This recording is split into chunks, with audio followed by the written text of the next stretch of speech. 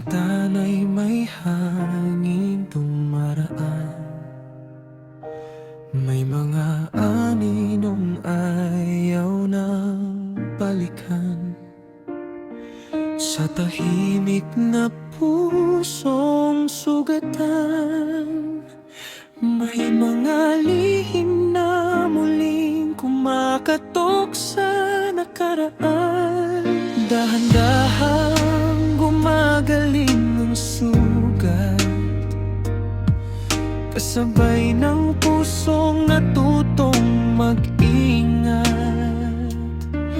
Ang mga pagkakamali parang bakas sa ulap, nawawala man, naiwan ang bigat.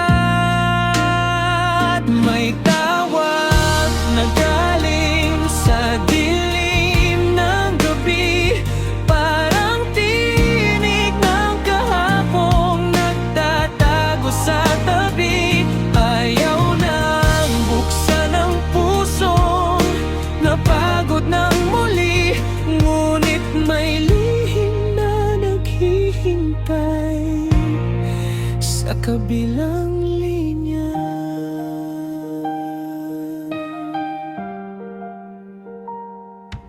Lumaki siyang parang punong walang lilim, sanay sa unos, sanay sa gabing tahimik.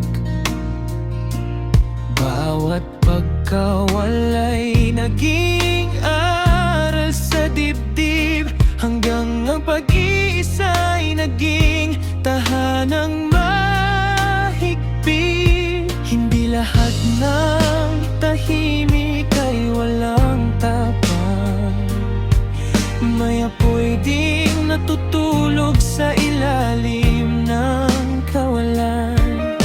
Kapag ang hangin ay sobra nang nananakit, ang tahimik na puno'y marunong ding lumaban. At muling tumunog ang kampana ng gabi, isang numerong hindi niya kilala ang bumati.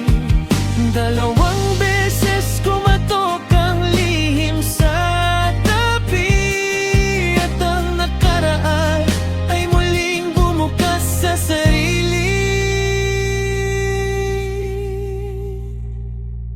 May tawag na galing sa dilim ng gabi, may kwentong matagal nang ibinaon sa bighati.